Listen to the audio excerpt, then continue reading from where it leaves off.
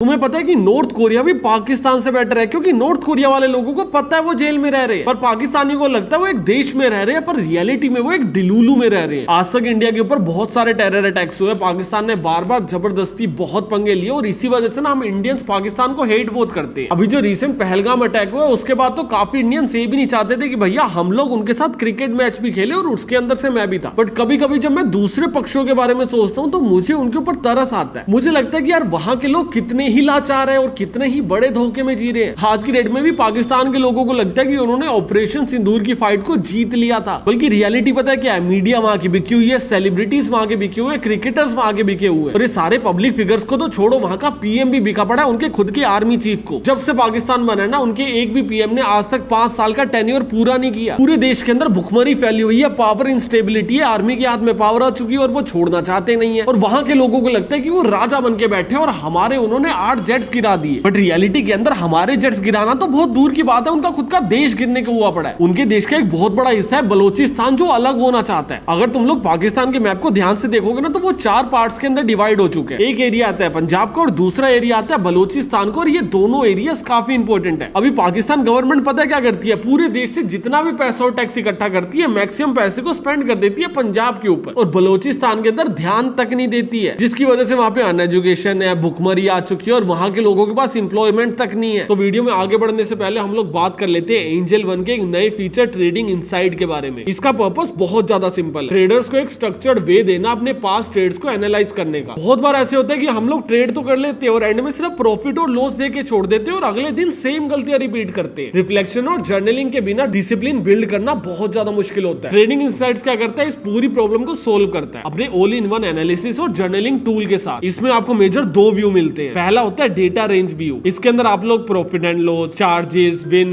Loss और risk reward देख सकते हो अक्रॉस कस्टम टाइम फ्रेम। और इनका दूसरा होता है डेटा वाइज व्यू, जहां पे हर दिन के ट्रेड को आप जर्नल कर सकते हो और अपने एंट्री और एग्जिट के चार्जेस को विजुअलाइज कर सकते हो। ये टूल खास तौर पे हेल्पफुल है इंट्राडे और स्विंग ट्रेड के लिए, जो लोग अपने होल्डिंग डिसीजन को रिव्यू करना चाहते हैं, और रिटेल यूजर्स के लिए जो एक सिस्टमेटिक ट्रेड सीखना चाहते हैं। इनका कोर आइडिया यही है कि ट्रेडिंग सिर्फ एंट्री और एग्जिट का गेम नहीं है। रिफ्लेक्शन एंड कंसिस्टेंसी के बिना रेगुलर प्रॉफिट्स बहुत मुश्किल है। और एक और इंपॉर्टेंट बात की, ये फीचर सिर्फ एजुकेशनल टूल है, ये कोई भी इन्वेस्टमेंट एडवाइस नहीं है। Past result future profit guarantee नहीं करते हैं। और अगर तुम लोग भी इसको यूज करना चाहते हो तो लिंक मेरे डिस्क्रिप्शन और पिन कमेंट के अंदर मिल जाएगा, तुम लोग वहां पे जाके इसको चेकआउट कर सकते हो।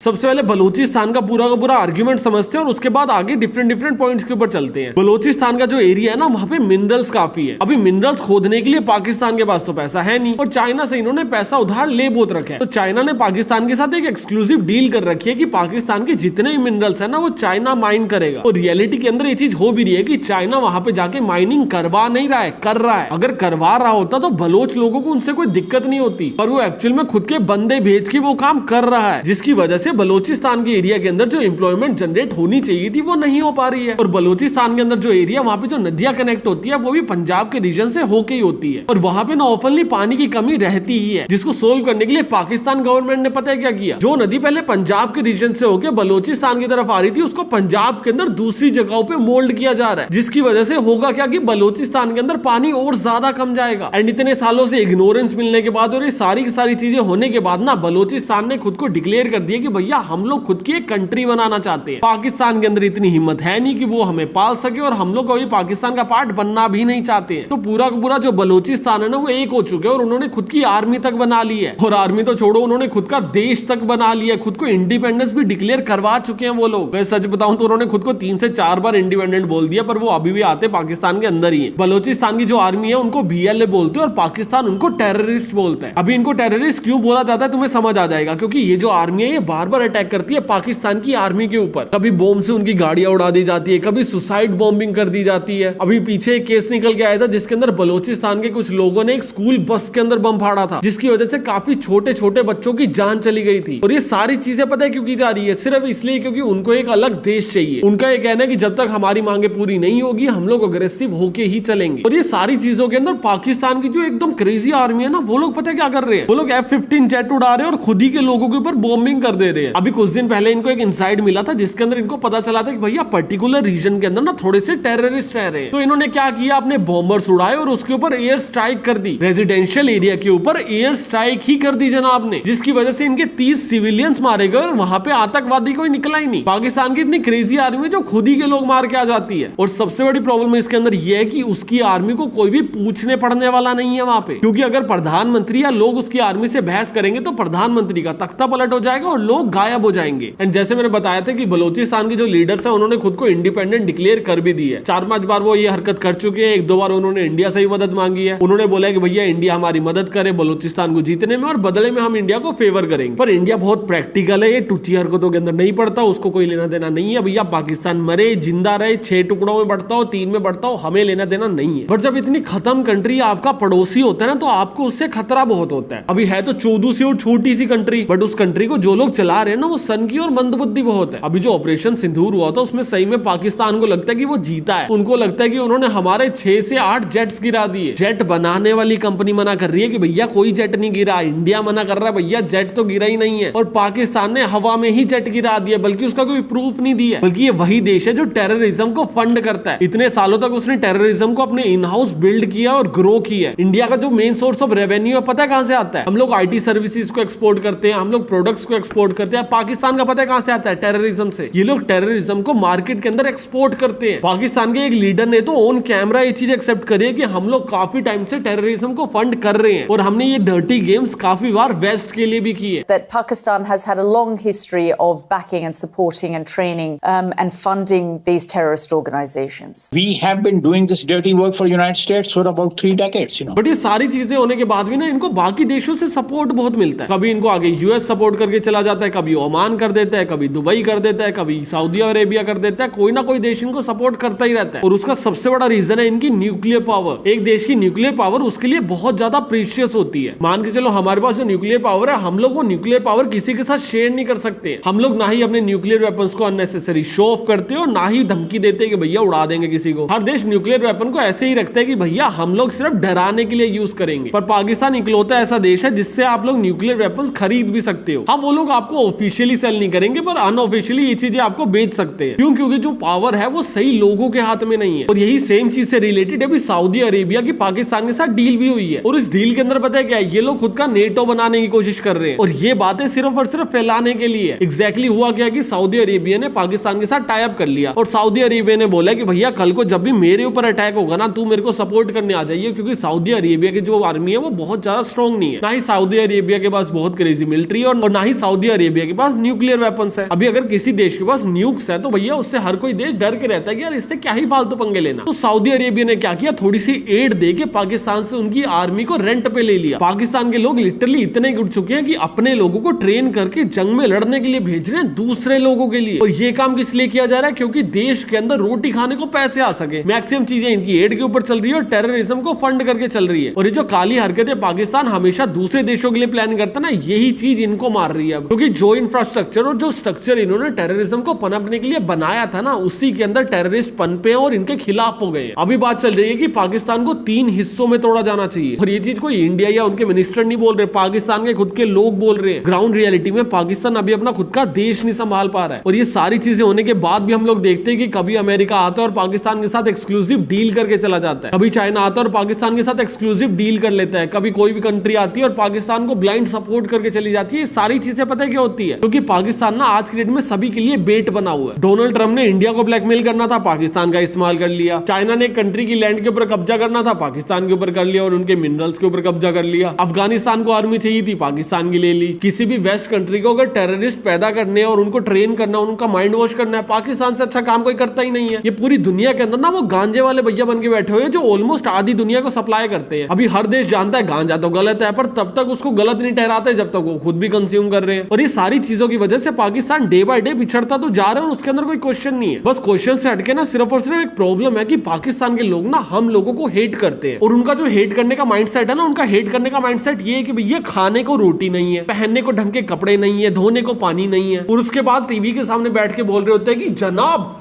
मोदी तो पागल है ना जनाब, हमने तो इंडिया के ऊपर कब्जा ही कर लिया था। ये जो खोखला माइंडसेट है ना, इसकी वजह से इनका देश कभी आगे बढ़ ही नहीं पाएगा। आज से पहले इनका कोई भी प्रधानमंत्री पूरा टेन्योर कर नहीं सका। आज से पहले इनके ऊपर कर्जा बहुत चढ़ाया। आज से पहले इन्होंने टेरर को बहुत फंड किया। आज से पहले ये आधा पाकिस्तान बेच चुके हैं। ये चीजें ठीक है, पर ये चीजें over the period of time सिर्फ और सिर्फ वर्स्ट होने वाली है। और हमारे ऊपर एक श्राप है कि भैया पाकिस्तान हमारा पड़ोसी है। और ये जो खत्म दिमाग है ना, बहुत ही प्लान स्ट्रक्चर से उनके सेलिब्रिटीज, पॉलिटिशियंस और मीडिया मिलकर बना रही है। अभी तुमने क्रिकेट मैच देखा होगा जिसके अंदर वो लोग क्या कर रहे थे, वो ना बैट से बंदूकों के साइन बना रहे थे। अभी ना इस चीज के अंदर उनके और हमारे बीच में फर्क देखो। जब मैंने थोड़ी देर पहले तुम्हें बताया कि बलोचिस्तान ने वहां पे स्कूल बस के अंदर बम फोड़ दिए जिससे काफी बच्चों की जान चली गई, तो तुम लोगों को उस चीज से बुरा लगा होगा, राइट। बट जब इंडिया के अंदर पहलगाम में अटैक हुआ और ये वहां के लोगों ने नहीं करवाया, उनकी सरकार और उनकी आर्मी ने करवाया, बट वहां के लोगों को ये चीज सुनने के बाद बुरा तो लगना चाहिए था ना। मान लेते हैं कि पाकिस्तान के लोग कहते हैं कि भैया इंडिया उनके ऊपर गलत ब्लेम लगा रहा है, पाकिस्तान की मान लेते हैं कि भैया हमने गलत ब्लेम लगाया, पर आप लोग जो इंडिया के अंदर ट्रेजेडी हुई है उसको सेलिब्रेट कैसे कर रहे हो? क्या आपका सही में इतना लो माइंडसेट है कि आप एक टेरर एक्टिविटी को सेलिब्रेट कर रहे हो? आप लोग उस चीज को ओन कर रहे हो कि भैया जो आपके वहां पे अटैक हुआ था हम उस पर बहुत प्राउड फील करते हैं। आप लोग क्रिकेट में एशिया कप के अंदर जिसको पूरी दुनिया देख रही है, वहां पे बंदूकों के साइन बना रहे हो। ये वहां के क्रिकेटर्स है जो पूरी की पूरी कंट्री को इंस्पायर करते हैं। उनके आइडल्स का माइंडसेट ये है कि वो पिच के अंदर ये हरकतें कर रहे हैं। और उनके सेलिब्रिटीज को देख लो, उनके माइंड में सारी चीजें बहुत क्लियर है, स्टिल अपने लोगों को गुमराह कर रहे हैं ना। एक मीडियोकर आम पाकिस्तानी आदमी सारी जिंदगी पाकिस्तान में रहा है, फॉरेन न्यूज चैनल को देखा नहीं क्योंकि इंग्लिश आती नहीं, और पाकिस्तानी न्यूज चैनल के अंदर सच कभी बताया नहीं गया। तो आपको जो सही इन्फॉर्मेशन मिलेगी वो कहां से मिलेगी? इंडिया के अंदर भी इंग्लिश बैरियर है और इंडिया के अंदर भी भैया न्यूज चैनल झूठ बोलते हैं। आपको सही इन्फॉर्मेशन कहां से मिलती है? या कोई सेलिब्रिटी बाहर आके बोलता है या फिर कोई ना कोई यूट्यूबर या फिर इंडिपेंडेंट मीडिया चैनल्स बोलते हैं। बट वहां पे ना ही कोई इंडिपेंडेंट मीडिया चैनल एग्जिस्ट करता है जो पाकिस्तान के खिलाफ बोल रहा हो, और जो उनकी सेलिब्रिटीज है उनकी तो क्या ही बात करनी। जैसे हम लोग एग्जांपल लेके चलते हैं हानिया आमिर का। जिस टाइम पे ऑपरेशन सिंदूर चल रहा था, ब्लाइंड सपोर्ट किया जा रहा था पाकिस्तान को हानिया आमिर की तरफ से। इंडियन गवर्नमेंट ने क्या किया, पाकिस्तानी सेलिब्रिटीज के सारे सोशल मीडिया अकाउंट्स को बैन कर दिया। और ये चीज करने के पीछे एजेंडा बहुत क्लियर था कि भैया जो पाकिस्तानी सेलिब्रिटीज है ना, उनकी इंडिया के अंदर फैन फॉलोइंग काफी क्रेजी है, क्योंकि इंडिया के अंदर ज्यादा लोग रहते हैं, सेम लैंग्वेज के अंदर कंटेंट बनता है, तो यहाँ के लोग कंज्यूम कर लेते हैं। क्योंकि अभी जो वीडियो, ऑडियो या फिर सॉन्ग्स होते हैं वो बॉर्डर पार इजीली आ जाते हैं, उसके लिए वीजा नहीं लगता। तो इंडिया के अंदर ज्यादा पॉपुलेशन रहती है जो हिंदी समझ पाती है या फिर थोड़ी बहुत उर्दू समझ पाती है, और उसके अंदर उनके फैंस बन चुके हैं। और इंडियन गवर्नमेंट नहीं चाहती कि भैया इंडिया के अंदर से कोई पैसा कमा के लेके जाए बाहर और उसके बाद पाकिस्तान की आर्मी को फंड किया जाए। जब तक पाकिस्तानी अकाउंट्स को इंडिया ने बैन नहीं किया था ना, तब तक वो काफी न्यूट्रल थे। ऑलमोस्ट सारे सेलिब्रिटीज ना काफी न्यूट्रल बिहेव कर रहे थे। कुछ पाकिस्तानी सेलिब्रिटीज तो पोस्ट भी नहीं डाल रहे थे, और कुछ पाकिस्तानी सेलिब्रिटीज डाल रहे थे कि भैया जो भी हुआ है ना ये गलत हुआ है, जो भी फाइट हो रही है वो गलत है। और काफी जो उनके सेलिब्रिटीज थे वो काफी इंटेलेक्चुअल थॉट्स एक्सप्रेस कर रहे थे। इंडियन गवर्नमेंट ने क्या किया, उनको ब्लॉक कर दिया। अभी उनके सेलिब्रिटीज के पास क्या रह गया, सिर्फ और सिर्फ उनकी ऑडियंस। और अभी वो लोग क्या कर रहे हैं पता है, सच नहीं बोल रहे हैं। वो लोग वो चीजें बोल रहे हैं जो पाकिस्तान की जनता सुनना चाहती है। वो लोग पाकिस्तान के फेक क्लेम्स को ग्लोरीफाई कर रहे हैं और उनको सेलिब्रेट कर रहे हैं। कुछ खत्म पाकिस्तानी प्लेयर्स भैया सड़क के ऊपर नारे लगा रहे हैं, रैलियां निकाल रहे हैं कि भैया पाकिस्तान जीत गया। ऐसे कैसे जीत गया पाकिस्तान? कोई मूर्खों की रेस थोड़ी लगी थी। एंड ये सारी चीजें फकोल होने के बाद ना सिर्फ और सिर्फ एक ही चीज रिस्क के ऊपर है, और वो है पाकिस्तान के आम लोगों की जिंदगी, एक बेटर जिंदगी जो वो लोग डिजर्व करते हैं, क्योंकि उन्होंने हमारा कुछ बिगाड़ा नहीं है। पर उनकी आर्मी, उनकी सरकार, उनकी पुलिस, उनके जो सेलिब्रिटीज है वो कभी भी वो चीजें उन तक पहुंचने ही नहीं देंगे। और धीरे धीरे करके पाकिस्तान के मिनरल्स, आर्मी, पानी, ये सारी चीजें बाहर के देशों को बेच देंगे। और पाकिस्तान कहां स्टैंड करेगा आज से 20-30 साल बाद मुझे नहीं पता, और पाकिस्तान के नाम से भी स्टैंड करेगा या नहीं करेगा मुझे ये भी नहीं पता। पर इतना खत्म पड़ोसी हमारे बगल में होना रिस्की बहुत है, और वो चीज के कॉन्सिक्वेंसेस हमको सारी जिंदगी रहेंगे।